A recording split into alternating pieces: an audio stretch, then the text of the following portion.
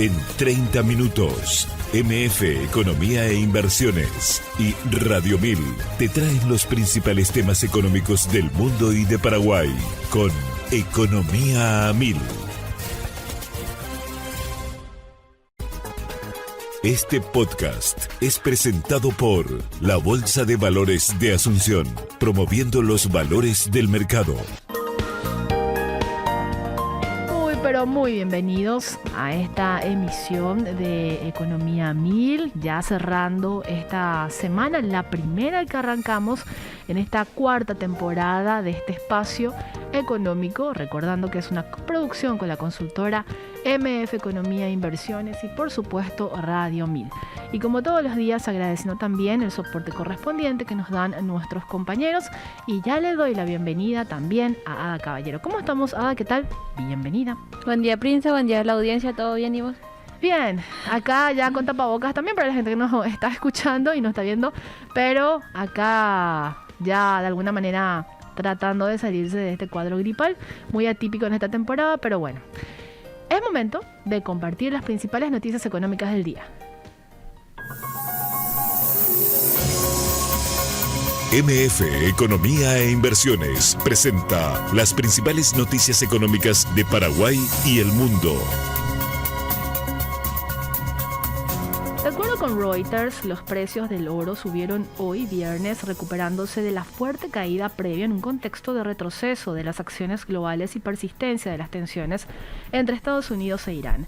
El oro al contado avanzó 2,6% hasta $4.893,59 por onza, mientras que los futuros para abril aumentaron 0,5% hasta $4.914,10. Irán y Estados Unidos iniciaron negociaciones de alto riesgo en Omán, mientras una caída bursátil en Wall Street se extendió a Asia, reforzando la demanda de refugio. La plata al contado, por su parte, subió 4,4% hasta $74,37 por onza tras caer por debajo de $65 en Asia, aunque en la semana bajó más de 12% después de perder 18% la semana previa, su mayor caída desde 2011. El oro acumuló una suba semanal de 0,3% y el dólar se mantuvo cerca de un máximo de 2 semanas, menciona Reuters. ¿Más información? De acuerdo con Bloomberg en línea, las empresas de Estados Unidos anunciaron en enero de 2026 un total de 108.435 despidos, el nivel más alto para un mes de enero de 2009, en pleno contexto de la gran recesión. La cifra representó un aumento interanual de 118%, mientras que las intenciones de contratación cayeron 13% frente al mes del año anterior, hasta 5.306, el registro más bajo para enero desde que se recopilan estos datos en 2009.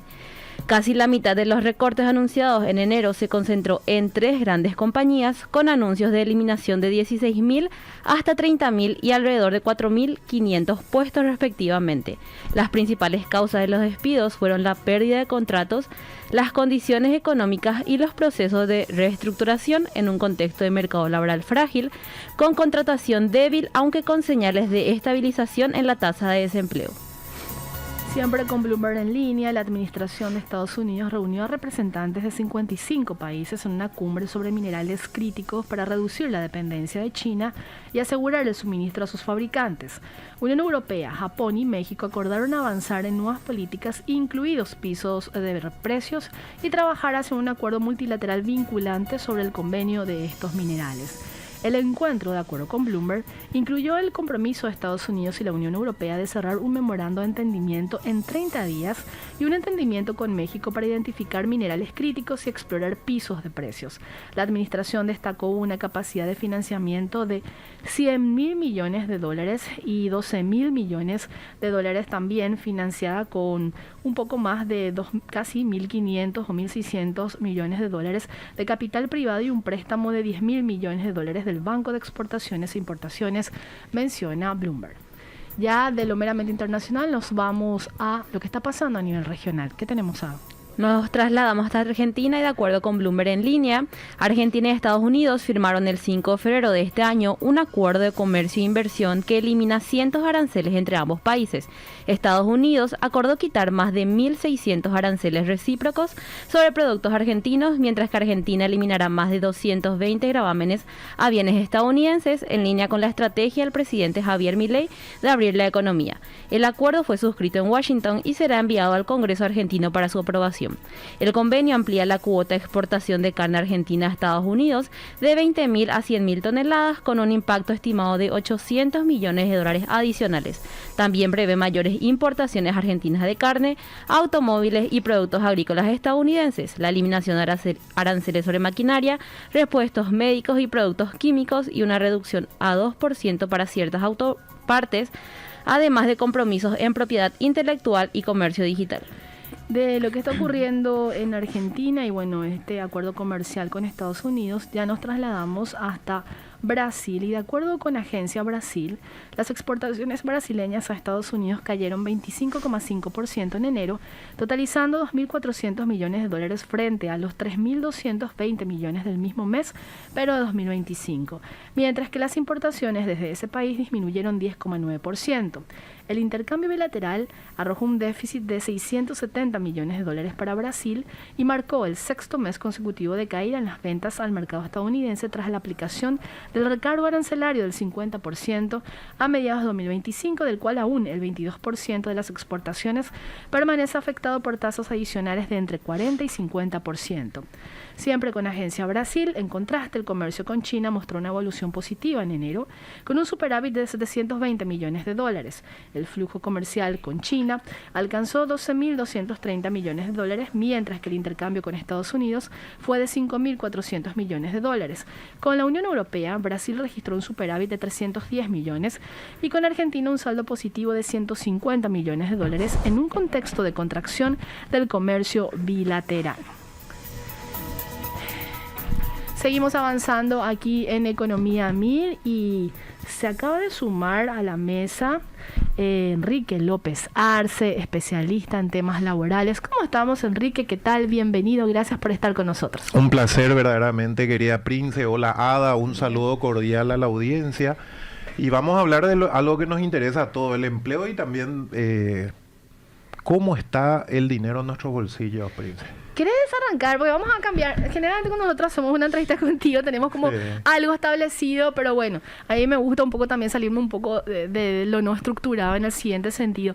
Vi que hiciste un sondeo en tus redes sociales. Empezamos ahí. Sí, Bueno. Sí, un sondeo en tus redes sociales, ¿de qué se trató? Para medir un poco la temperatura también, de cómo está. Para medir un poco también la temperatura, y vamos a hablar de una ley, la ley de Parkinson, ¿verdad? Que en economía. Sí, que es muy interesante y que tal vez no nos dimos cuenta, pero muchos de los paraguayos de repente podemos estar aplicando esa ley. ¿Qué es lo que dice esa ley? Y dice que gastamos de acuerdo a lo que ganamos. Eso sería en teoría. En teoría, sí. Okay. Entonces, ¿qué es lo que ocurre? De repente alguien gana 3 millones y dice, apenas llegué a fin de mes, pero hay una postulación de jefe, me voy a postular, duplica el salario, 6 millones, y de repente dice, espera un poco, ahora gano el doble, pero apenas otra vez llegué a fin de mes. Es cierto, me pasó en alguna ocasión. No, ocurre de repente. ¿Qué pasó? ¿Dónde se fue el dinero? Y lo que decía este señor es, dice, uno gasta de acuerdo a lo que gana. Entonces hay que tener una observación, porque de repente vos decís, espera un poco, me gusta irme a restaurantes caros y me voy 2 veces al mes. Pero empezar a ganar más y decir, bueno, ahora gano más, me voy más veces. Sí. Pero al final llega a fin de mes y decir, estoy como cuando ganaba la mitad, ¿verdad? Entonces hay que tener mucho cuidado con esto. Y sobre todo el mensaje fuerte es que tenemos que saber cuánto metemos, o sea, cuánto ingresamos y cuánto gastamos. Y tocamos este tema, Prince, Ada, porque lo decías bien, justamente para sondear un poco cómo está, porque hay mucha queja, ¿verdad?, de la gente, dice, y una queja, yo diría, efectivamente justificada, tal vez por el precio de de los productos, sobre todo de la carne, pero también tenemos que ver un poco cómo estamos gastando, ¿verdad? Y le preguntábamos a la gente algo que nos puede ocurrir, sobre todo a los que tenemos hijos, ¿verdad? De repente las emergencias familiares ocurren, te pasaba justamente, le preguntamos, ¿qué pasa si tenés una urgencia familiar y algo que no está previsto y tenés que gastar de repente 5 millones? ¿Tenés un colchón? ¿Estás preparado para ese gasto? Y bueno, no sé si me ayudas, Prim, con alguna respuesta, porque las respuestas son demasiado ilustrativas. Y de ahí son 500 trabajadores promedio que han respondido esa encuesta ADA, ¿verdad? Y son verdaderamente muy esclarecedores las respuestas. Igual, como es público, podemos mencionar el nombre de la persona que respondió, ¿verdad? Así mismo. Que por ahí también se suma a escucharlos y bueno, tratar un poco de sumar a todo esto que estamos haciendo. Se llama Vallejos Alfaro, Daisy, y la respuesta fue: lastimosamente la mayoría de las familias paraguayas no podría tener ahorrado esa cantidad para una urgencia, estaría haciendo un préstamo, que es lo primero que uno piensa. Así mismo. O se va accediendo a lo informal, con usureros, algún familiar, ¿verdad, Enrique? Y de último, el sistema financiero, que quizás tenés un preaprobado, pero depende de tu disciplina también financiera. Así mismo. Y bueno, vos sabés que se repite el tema del usurero. Y eso nosotros tenemos que subrayarlo. Sí. No es una solución, te metes en más problemas. Es mucho mejor ir al sector formal.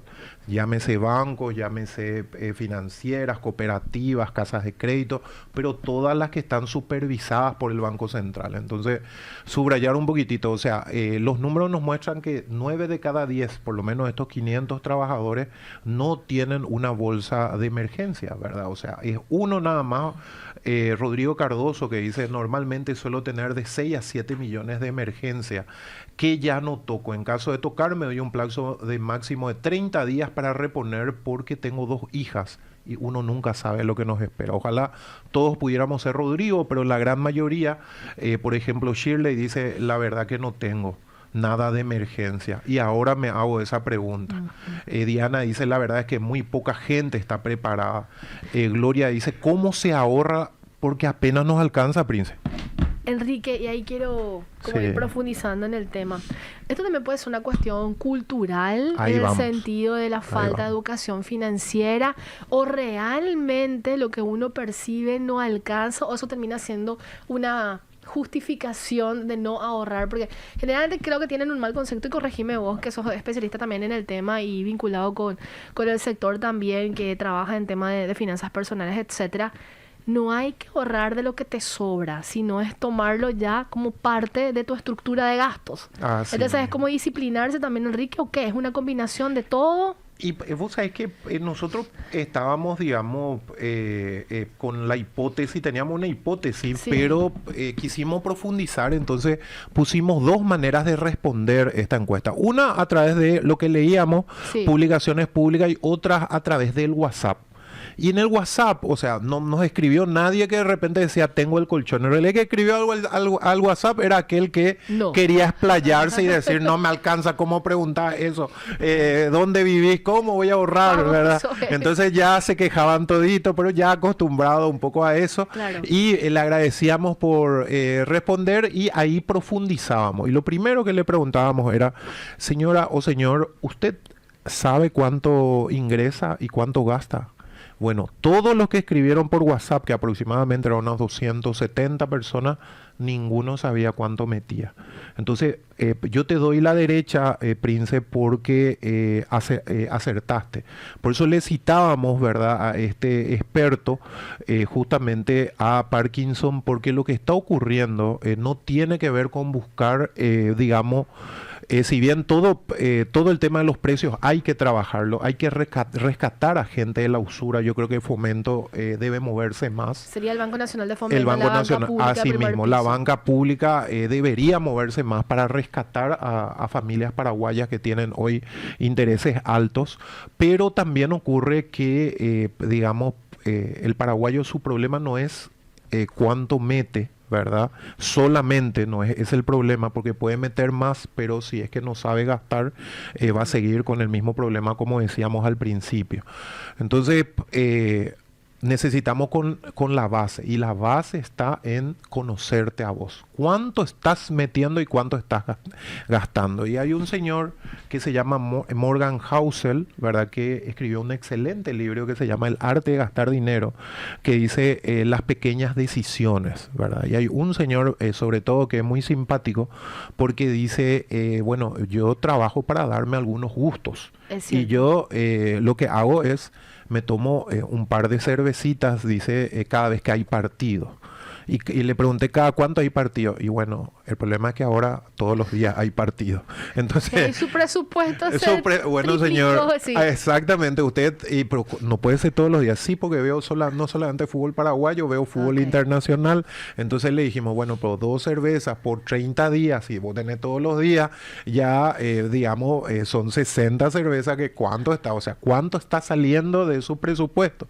Si bien uno trabaja para darse ciertos gustos, lo que hay que entender es que no podemos gastar más de lo que ingresamos. Sobre todo, Enrique, metiéndole más dentro también del debate, esto que mencionabas, usar o tener un fondo de emergencia, un colchón de emergencia, pero también es un poco más visionario en el sentido de que en Paraguay, y son datos oficiales, 3 de cada 10 solamente tienen IPS o están dentro del sistema previsional. Eso es cierto. Y el restante, que es una población muy importante, de 7 aproximadamente de cada 10 trabajadores, está fuera del sistema. No, es terrible. Es decir, que no va a tener una jubilación cuando pasen 10, 15, 20 o quizás 25 años para cubrir eso. Entonces, también tratar un poco de ser un tanto visionario, porque hay alternativas también, Enrique, en el sentido, sí, es cierto, muchas veces no alcanza por el alto nivel de los precios, etcétera, etcétera, pero quizás cuando uno se propone también pueda hacer y tomar esa decisión. Sí, vos sabés que sobre todo, Prince, Ada, cuando la gente entiende de que uno dice, no, eso es para ricos, ¿verdad? Y no es tanto así, porque aún con salario mínimo se puede dejar de hacer ciertas cosas para poder generar, aunque sea un poquitito, ¿verdad? Y sobre todo si no se lo puede hacer de inmediato, porque dice, señor, ¿cómo me dice que ahorre? Porque yo estoy demasiado endeudado. Y eso ocurre mucho, Prince, y tal vez no ocurrió a todos, ¿verdad? Pues yo cuando empecé no resistí la tentación porque me faltó escuchar Economía a Mil, ¿verdad? No estaban todavía, bueno. Pero uno cede a, yo creo que vos también seguramente habrás tenido la tentación, ¿verdad? Sí. El celular más lindo, querés, ¿verdad? O sea, el equipo de sonido, una ropa de marca que tus compañeritos tienen y vos no tenías. Ahora que trabajás, de repente podés. Entonces, todos nos sobreendeudamos, me parece, y aprendimos por las malas, porque no tuvimos, lo que decía Prince, una buena educación financiera en el colegio. Bueno, pero pasando de esa adolescencia, uno debería administrarse mejor. Entonces, lo que está ocurriendo es que digamos, estamos con cuando uno ve las riñas de repente por el tema del tráfico, de repente vos ves, se rozaron, pero ya salieron, Prince, y ya se empezaron a garrotear. Pero vos decís, prepararon un poco, se rozaron apenas, o le bocinó muy fuerte, ¿verdad? Y uno dice, es completamente sobreactuado, o sea, la reacción es muy poderosa de lo que ocurrió, ¿verdad? Me cerró el paso y por eso ya salí y ya sé. Entonces, cuando uno analiza en profundidad y dice, para un poco, ¿por qué tanto pireba ahí? Y cuando uno entiende que vive en el día a día, que la canasta es muy alta, estás muy endeudado, no te alcanza, a lo mejor tenés una urgencia, bueno, ahí es donde uno entiende que el tráfico tenga tanta gente nerviosa porque las cosas no están bien. Entonces, por un lado tenés que ver todo lo que es el rescatar a esa gente sobreendeudada, para eso está la banca pública. Bueno, para eso es una de las formas que puedes ayudar con la banca pública, y por otro, tenemos que también reconocer que tenemos que enseñar educación financiera. Enrique, vos mencionabas lo del Banco Nacional de Fomento, pero tengo entendido que hay como algún producto ahí aislado de compra de deudas y demás, pero necesariamente tenés que tener los requisitos para acceder a ese tipo de financiamiento. ¿Cómo se hace también desde la persona individual o dentro de una microempresa que está dentro de la informalidad, de poder acceder justamente a este tipo de financiamiento cuando entrar al circuito se requiere necesariamente que seas formal o que tengas básicamente los requisitos que se exigen. Así mismo, y sobre todo no solamente es una barrera burocrática de documentos, sino hasta tal vez de imagen, ¿verdad? Entonces ese joven, o sea, ese microempresario del mercado que viene, digamos, está tal vez con Crocs, ¿verdad? Con zapatillas, con short, no se ve entrando a un banco, ¿verdad? Entonces dice... no ocurrieron casos, Enrique, de discriminación. No le dejaron entrar, ¿verdad? Sí, yo ya escuché varios de eso y justamente nos dicen, ¿verdad? Usted me habla de esto, señor, pero a mí no me dejaron entrar. Claro. ¿Verdad? La señora esa que de repente le vemos muy guapa, ella paga sus impuestos, debe ser sujeta de crédito, pero de repente le dicen, no señora, ¿qué hace usted acá? ¿Verdad? Por lo menos son leyendas urbanas. Entonces, ahí tenemos que flexibilizar y tenemos que hacer una campaña llamándole a ellos, ¿verdad? Mira, el banco es de todos los paraguayos, no solamente de los que tienen saco y corbata. Abran las puertas, te queremos a vos, microempresario. O sea, una campaña abriendo sobre todo hablándole a la gente en el idioma que ellos entienden y invitando. Eso hoy no está ocurriendo, pero ojalá que nos escuchen, ¿verdad?, las autoridades del banco y empiecen a hacer. Enrique, con respecto a los resultados que tenés del sondeo digital, vamos a decir virtual, que hiciste con respecto a si la gente tiene relativamente un colchoncito para responder a ciertas emergencias, ¿hay una discriminación entre hombres y mujeres que respondieron? Más mujeres diciendo no, definitivamente, o más hombres, o fue casi como medio equitativo. No, es un 70-30. Yo creo que la mujer es más comunicativa. Es así. Es así, ¿verdad? Es así. Vos sabés que eso que mencionás, de repente el varón por lo visto se traga más, ¿verdad? No, o tiene más vergüenza, pero la mujer medio se explaya, ¿verdad? Entonces tuvimos un 70-30. Pero eso igual refleja la situación relativamente de lo que ocurre en las familias. Yo creo que sí, porque la particularidad que estamos viendo, sobre todo en el mercado laboral, es que normalmente la mujer cuando llega a una edad ya no está sola. O sea, el fenómeno madre, jefa de hogar es alto en el Paraguay. Entonces es más significativo porque normalmente las familias paraguayas, digamos, es la mujer luchona la que está adelante y es lastimosamente hay una tendencia hacia ahí y en muchos casos el padre está ausente, ¿verdad? Entonces cuando responde una mamá jefa de hogar está hablando no solo por ella sino también por los hijos que tiene detrás. Quiero compartir este mensaje, Enrique, y para hacer nuestra primera pausa, porque vamos a seguir explorando lo que está pasando también a nivel de la dinámica de empleo, arrancando ya este 2026, números recientes también dados a conocer por el INE, y sobre todo esto que me gustaría conversar contigo, porque te escuché en estas últimas semanas acerca de la dinámica, el comportamiento que está teniendo la nueva generación con respecto a pedir el aumento salarial. Esa parte vos no tenés que escuchar. No, es broma. No. El pedido de aumento salarial, el de las vacaciones, como esta generación sin obviamente crucificar ni ponerle nada parecido ahí como estigmatizado, toma ciertas decisiones que uno ya con años de experiencia en el mercado laboral termina sorprendiendo. ¿Te parece? Me parece. Este es un mensaje de Mario Canela, nuestro fiel oyente. Dice: Enrique López, por favor, pongan como materia educación financiera desde las escuelas luego. Así se fomentará el aprender a gastar y ahorrar. Saludos, Mario. Es lo que justamente estabas diciendo. Así que muchas gracias, Mario. Y a la gente también que se suma al programa. Vamos a nuestra primera pausa y a la vuelta seguimos conversando con Enrique López. Antes de seguir con nuestra entrevista, es momento de compartir la cifra frase del día. ¿Qué tenemos? 3,3% es el crecimiento promedio del PIB mundial previsto para 2026, mientras que América Latina crecería 2,6%. Para Paraguay, el Banco Central estima un crecimiento de 4,2% frente al 3,8% proyectado por el Fondo Monetario Internacional en su informe de octubre, una cifra que hoy aparece un poco desfasada, comentó el doctor José Tello, economista, profesor y consultor en el sector público y privado. Si te interesa descubrir más detalles, puedes escuchar el podcast completo en Spotify, buscar en el perfil de Economía 1000 y mantenerte al tanto de todo.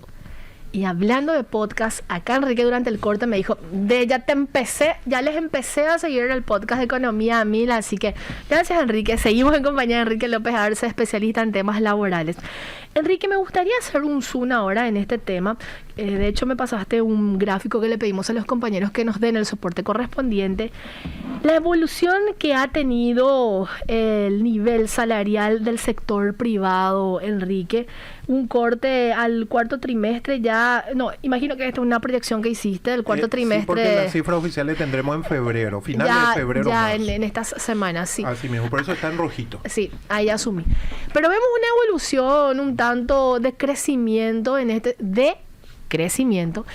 sentido, Enrique, del salario del sector privado. Aquí obviamente no incluye el sector público porque hay una diferencia importante si hacemos, ¿verdad, Enrique? Esta relación no está como más o menos igual privado-público. No, en realidad el privado supera al público en muchos casos, ¿verdad? Pero sacando a las multinacionales, a las binacionales. Claro, no, ahí tu diferencia hubiera sido mucho. Ahí hay mucha diferencia. Sí. Bueno, vamos a empezar con esto y vamos a hablar un poquitito de la situación del empleo, y después vamos a esto que pedimos que se mantenga porque es demasiado importante. Bueno, el Paraguay tiene 3.389.000 personas dentro de lo que antes se llamaba PEA, ¿verdad? Población económicamente activa, hoy se llama fuerza de trabajo.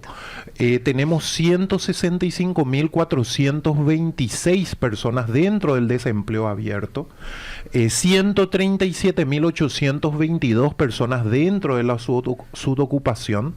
Si vamos por sectores, tenemos 444.000 personas ocupadas en el sector primario, en el sector secundario tenemos 389.000, 244.000 en la construcción, ¿verdad? Y por ejemplo está todo el equipo de Cavialpa, 244.000 ahí, tenemos 925.000 aproximadamente en comercio, que es la principal pata del empleo. En el sector terciario tenemos 827.000 en sector servicios, 389.000 en otros del sector terciario, que ahí entra todo lo que es finanzas, bancos, financieras, cooperativas, seguros, etcétera. Seguros, tenemos también al transporte y demás. Tenemos 325.000 personas, que es lo que preguntabas, cuánta gente en el sector público. Tenemos 325.000 personas en el sector público, son las últimas cifras oficiales, ¿verdad? Que viene del INE, tercer trimestre, y lo del cuarto tendremos ahora más o menos en marzo. 1.377.000 asalariados privados al tercer trimestre. Tenemos 199.000 empleadores o patrones, 920.000 cuentapropistas, gente que vive del... mucho es, Enrique. Sí, no, este número inclusive era más alto, ¿verdad? Hay que decir de que fue disminuyendo, o sea, el estándar era que teníamos encima de 1 millón. ¿Y hay una explicación esta reducción y disminución? Esta disminución tiene que ver, digamos, con el aumento justamente de los asalariados privados, que es lo que vamos a ver. Es decir, que absorbió el mercado laboral. Salieron de la incertidumbre, porque, digamos, el cuentapropista es aquel que, digamos, llueve y ya no puede salir a vender. Es cierto. ¿Verdad? Es el profesional independiente que va a tener problemas si llueve, si hay un fenómeno climatológico negativo. Y digamos, el dependiente, el asalariado privado, es aquel que tiene un contrato, que tiene certeza de cobrar y que, por supuesto, tiene, digamos, por lo menos asegurado digamos, el piso laboral que está en la Ley 213, en el Código Laboral, el respeto se entiende de las 8 horas y demás. Entonces, es el tipo de empleo que nos conviene tener, claro, ¿verdad? Es el empleo de dependencia o el asalariado privado, ¿verdad? Entonces, ese 920.000, digamos, hoy nos muestra que hay mucha gente todavía que está, digamos, con el Jesús en la boca, que depende de su día. Si su día es malo, probablemente esté un poco, o con certeza va a estar de Pirebay, ¿verdad? Y gran porcentaje de ese universo formaría justamente parte del grupo que no cuenta o no contaría con cobertura social más adelante. Así mismo, o sea, ese 920 no tiene ningún tipo de seguro, salvo tal vez lo del gobierno de Tecoporá y demás, que es una cobertura de emergencia, o adultos mayores o PCD. Tenemos 126.000 personas en el sector doméstico, ¿verdad? Entonces, ¿ese número se mantiene, Enrique, o un cambio? Hubo un cambio. ¿Producto de qué? Yo diría, hay un fenómeno interesante en el sector doméstico, que es el sector más informal, ¿verdad? Desde el 2019, yo tengo un estudio, podemos compartirlo un día que invites, pero desde el 2019 en que se equiparó el salario del trabajador doméstico al el salario mínimo estándar, ¿verdad? Actividades no diversas, ¿verdad? O no especificadas, específicamente tuvimos un retroceso grande en la formalidad y tuvimos también un retroceso grande en la cantidad de personal doméstico. Pero eso se veía venir, Enrique. Ya se veía, hubo mucha... siendo un desincentivo, por decirlo. Fue un desincentivo. Obviamente se merecen, acá no estamos diciendo que no, sino que la práctica generaba claro, eso. O sea, la lógica misma te dice que habiendo más de 500.000 personas o casi 500.000 personas que ganen salario mínimo, no van a poder pagar a una empleada doméstica también. Entonces hubo un aumento de informalidad, descendió los números del IPS, podemos ver eso, ¿verdad? Descendió la gente que había en el IPS, mucha gente salió porque evidentemente lo que ocurrió es el dueño de casa o la dueña de casa le dice, mira, yo ya no te puedo pagar eso que dice la ley, ¿querés quedarte o busco otra persona? Entonces ahí hubo esa decisión, ¿verdad?, de qué se hacía. Bueno, y cómo están los asalariados privados, porque eso es lo que nos interesa. Ese es de verdad el trabajo de dependencia, ¿verdad? Me enfermo y como tengo IPS, me paga IPS. Digamos, a fin de mes cobro mi salario, que es lo que se quiere, ¿verdad? Enrique, para aclarar nomás este nivel salarial del sector privado, ¿se hace un promedio de todos estos sectores que mencionaste? No, lo que tenemos aquí es la cantidad de trabajadores como asalariados privados. No tenemos así una definición de cuánto ganan, ¿verdad? Perfecto, clarísimo. Pero si vamos a irnos a eso, digamos...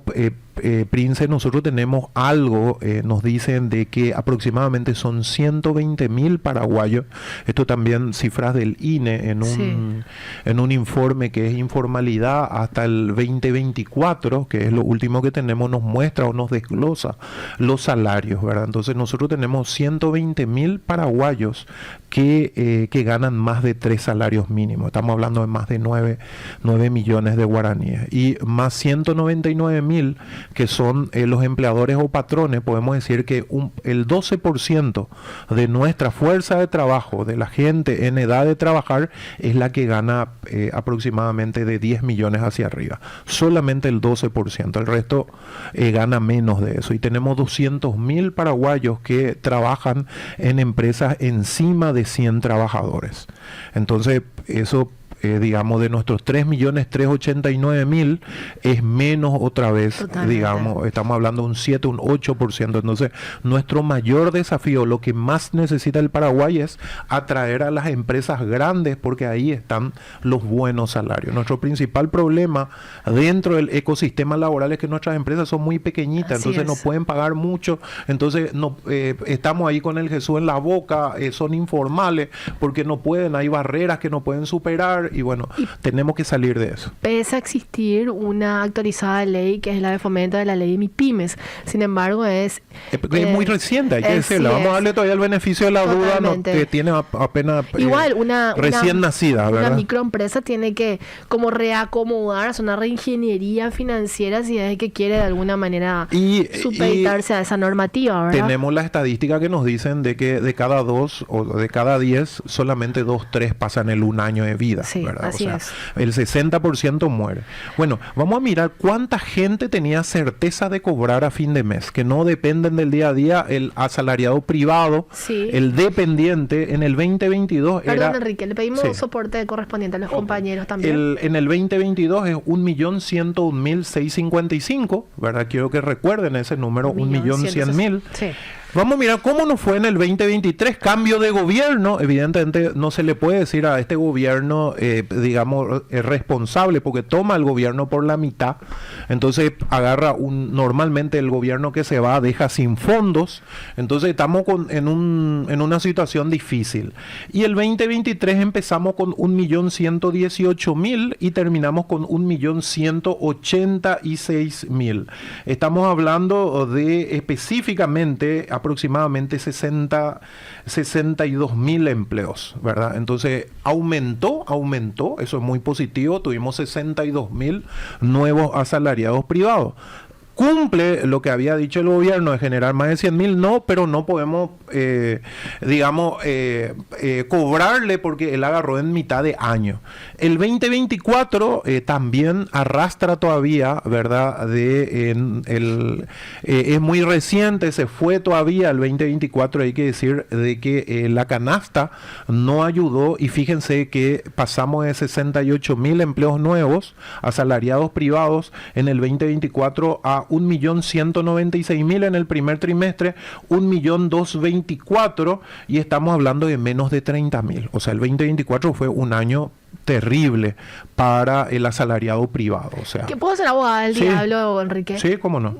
Perdón por utilizar ese término. Adelante. Pero cuando tomamos el cuarto trimestre, generalmente, y haciendo un análisis, y que vos sos especialista obviamente en este tema, la dinámica del empleo en Paraguay es estacional. Así mismo, porque esto hablamos... podría estar explicado también de alguna manera por eso ese repunte en el cuarto trimestre y después se vuelve a reacomodar. Así mismo, por el 13º salario. Es como que la economía crece el doble, ¿verdad? Porque vos tenés un salario de más. Claro. Entonces hay mayor consumo, hay todo. Sí, de alguna manera sí, pero digamos hay igual una tendencia. Una generación de empleo. Hubo una generación que no se puede, que pudo haber sido negativo también. Hay países que aún con eso que ocurre, también ese fenómeno ocurre en la mayoría de los países. Tal vez la excepción sea Chile, ¿verdad? Que Chile no tiene el aguinaldo obligatorio. Entonces hay países que por su legislación, que cada país decide, ¿verdad? Están situaciones diferentes. Totalmente. Pero digamos, fíjense que no llegamos a los 30.000, pero el 2025, y hay que recordar, y vamos a preguntarnos qué pasa en el 2025, qué se cambia en el 2025, por eso los números son tan diferentes. Y fíjense que ya empezamos con 1.240.000. Y en el 2025 tenemos el doble grado de inversión, hay un fenómeno, digamos, de los argentinos empiezan a venir. Antes nosotros nos íbamos un mayor consumo, hay argentinos con mucho poder adquisitivo, se actividades de entretenimiento, actividades de entretenimiento, el rally, un montón de actividades que generan. Entonces ese 2025 es como que explota, ¿verdad? Y en este 2025 con certeza podemos decir, fíjense que del 1.240.000 al tercer trimestre, 1.377.000, ya tenemos más de 100.000 empleos. O sea, aquí sí se cumple. Y nuestras proyecciones, que intentamos hacer unas proyecciones lo más realistas, es que mínimamente vamos a cerrar con 1.400.000, que en el 2022 éramos 1.100.000 nomás. Entonces tenemos, hay que decirlo, está positivo. O sea, la gente que dice, pero señor, lo que pasa es que a la gente no le importa la economía, a la gente le importa su economía. Entonces cuando la gente dice, pero ¿qué me vas a decir que está mejor? Porque en mi bolsillo no hay mejor, por el contrario, estoy peor, todo caro, y se empieza a playar, hay que entender de que eso viene de una situación muy real. Claro. Entonces lo que hay que explicarle a ellos es que hoy hay más oportunidades que ayer, pero aún no es fácil conseguir empleo, ¿verdad? Tenemos, repetimos, 165.426, o sea, son 165.426 personas que están buscando activamente empleo. ¿Franja etaria, Enrique? Lo más alto es el primer empleo, lo más difícil son los extremos, solamente que tenemos mucho primer empleo, ¿verdad? Esta semana nosotros estuvimos en una feria en Areguá y estuvimos en una feria en Villarrica, y hay que decirlo, principalmente primer empleo en ambos. ¿Y cuál es la deficiencia, Enrique, que encontraron cuando hacen ese tipo de llamados? ¿La efectividad? No, digo, de la preparación. No, y principalmente lo que nosotros tenemos, Prince, eso es algo que yo lo vengo diciendo. O sea, nuestra educación formal no prepara para el primer empleo, ¿verdad? Salvo los bachilleratos técnicos, ¿verdad? Pero ese bachillerato humanístico, el bachillerato en ciencia, como le quiere decir, le llaman también el bachillerato de ciencias básicas, ¿verdad? Ese no prepara, y eso tenemos más que lo técnico. Entonces, el gran problema que tenemos es que nuestros chicos no salen preparados para y yo tengo mucha gente que me dice, don Enrique, ¿qué va a elegir mi hijo? Yo le digo, ya empezamos mal, señora, porque la pregunta tenía que ser antes de elegir el bachillerato.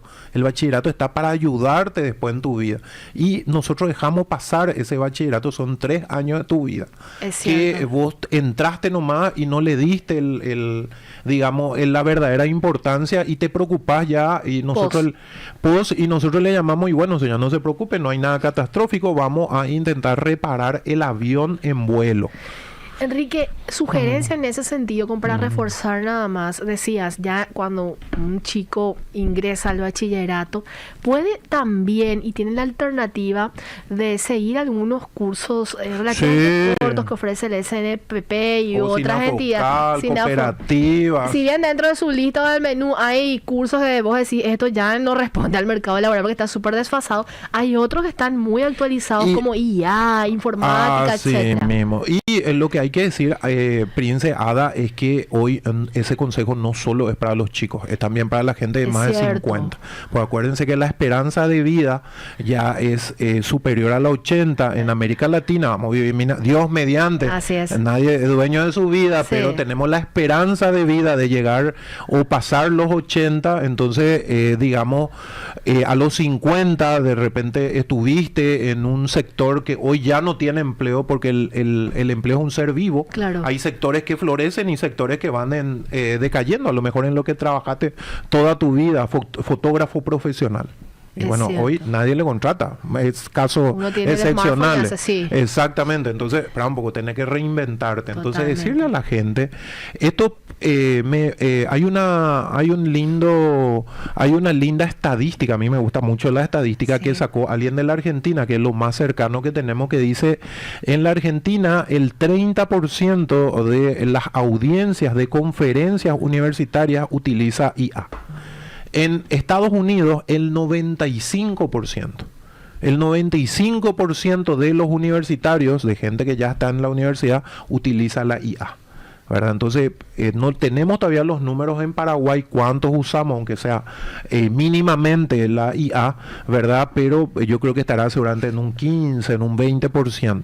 Pero es una tendencia que viene pero para quedarse. Esto, dentro de 5 años, y vamos a estar cerca de los 60, 70. Entonces, ese señor de 50 años va a tener que seguir, irse hacia la IA, y eso es un cambio, una tendencia. Recién estaba con unas universidades hablando, y las universidades pasaron de formar solamente una etapa de tu vida, tu grado, tu posgrado, ahora están abiertas toda tu vida profesional, porque vos tenés que irte a formar. Totalmente. Y en Harvard y demás universidades prestigiosas, el gran desafío que tienen las universidades dice, nosotros tenemos que ser lo suficientemente rápidos, lo suficientemente profundos como hoy para competir contra los cursos virtuales, ¿verdad? Así es. Entonces, ese es el desafío de las universidades. Tienen que tener diplomados tan atrayentes, tan profundos, para competir contra cursos de otros países.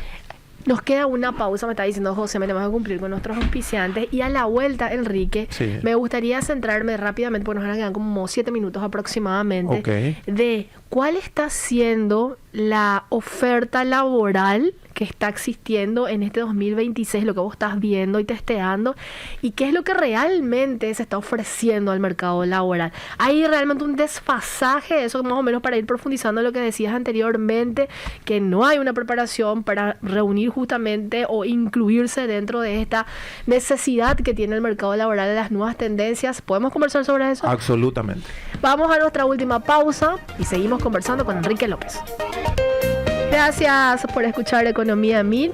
Tengo un mensaje, Enrique, antes de trasladarte nuevamente la pregunta. Dice, el cuentapropista o independiente es casi el 50% de los trabajadores y son los más perseguidos, dice Carlos Melgarejo. Así que muchas gracias también por el aporte a Carlos. Enrique, yo dejaba picando una pregunta para este último bloque sobre ¿qué está necesitando en materia de mano de obra el mercado laboral paraguayo, arrancando básicamente el 2026? ¿Cuál es la tendencia? ¿Qué es lo que realmente está ofreciendo también la mano de obra paraguaya? Bueno, vamos a hacer una aclaración ahí, que digamos... lo que voy a mencionar es el tipo de empleo urbano, principalmente de capital y alrededores, porque lo que hay que entender es que el trabajo profundo que tenemos que hacer, Prince, Ada, audiencia, es saber qué necesita cada departamento, porque son diferentes las necesidades de los departamentos. Y encima hay polos comerciales en crecimiento. Así mismo, hay polos comerciales en crecimiento. Recién estábamos hablando de Salto del Guairá, por ejemplo, que lastimosamente ayer estaba hablando con el intendente, y hay unas necesidades grandes porque hay una infraestructura parada que no estamos consiguiendo hacer despegar. Entonces hay situaciones diferentes. Y por el otro lado, San Pedro, Santaní y demás, ¿en serio? Tiene un aumento, por ejemplo, ahora de gente en universidades, ¿verdad? Entonces, San Pedro catalogado como uno de los departamentos más pobres dentro de Paraguay. Y ahora está, digamos, un aumento universitario, o sea, algo está pasando, ¿verdad? Porque la gente cuando va a la educación universitaria es gente que puede pagar. Claro. ¿Verdad? Lo que hay que decir también es que las universidades han entendido de que tienen que sacar becas o medias becas para hacer mucho más atractivo. Ese fenómeno estamos viendo. Entonces, ¿qué le falta al Paraguay para poder responder tu pregunta? Yo sería muy irresponsable si te dijeran el Paraguay necesita esto, sin aclarar que no tenemos un mapa de empleo por departamento. Eso falta todavía por hacer. Pero sí nosotros manejamos o trabajamos, ¿verdad? Esa es la palabra correcta. Trabajamos con 315 empresas, de los cuales la gran mayoría son urbanas. Además de eso, estamos en constante comunicación con diferentes consultoras de recursos humanos, con las más grandes, por lo cual hoy te puedo decir que el empleo mejor pagado aquí a nivel país, no solamente a nivel país, sino a nivel mundial, tiene que ver con el desarrollo informático, ¿verdad? Programadores, aún con la IA, alguien tiene que programar la IA, totalmente, ¿verdad?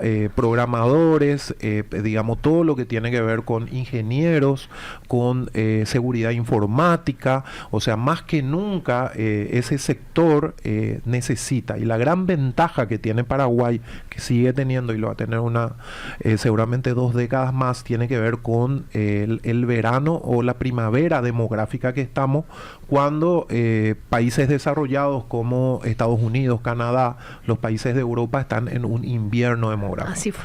Entonces, hoy hay estos números, tengo que validarlo con nuestro amigo Pedro Yambay, que una vez ya estuvo con nosotros, sí, ¿te acuerdas que le llamamos?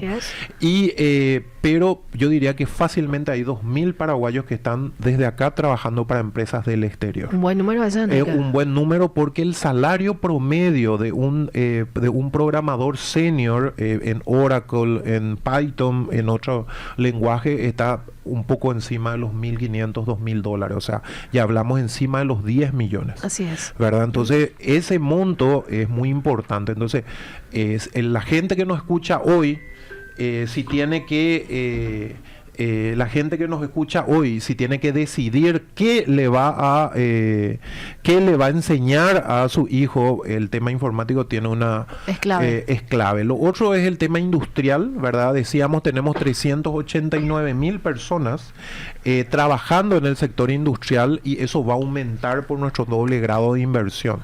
Ingenierías como digamos, todo lo que tiene que ver con... ahí nosotros tenemos que trabajar, hay que hacer un trabajo fino en separar lo que es el técnico del ingeniero, porque lo que yo tengo es muchas empresas que, para no pagar lo que vale un ingeniero, le contratan al técnico electromecánico, al técnico eléctrico, al técnico no tienen la misma preparación, claro, no tienen lo mismo, ¿verdad? Sí. Entonces ahí tenemos hay que hacer algo, ¿verdad? Nos falta tiempo a veces, pero tenemos que trabajar para separar los roles y que la empresa no pueda contratar a un trabajo de ingeniero, porque ese señor estudió 6 años de su vida, claro, y el otro estudió 2 años, con mucho respeto a ambos, pero no se le puede dar las mismas cosas. Totalmente. Entonces ahí hay mucho futuro. Hotelería y turismo tenemos mucho futuro. Un país sin litoral marítimo necesita, digamos, especialistas en comercio internacional. El tema de todo lo administrativo y lo contable, principalmente lo contable, vamos a seguir necesitando lo administrativo.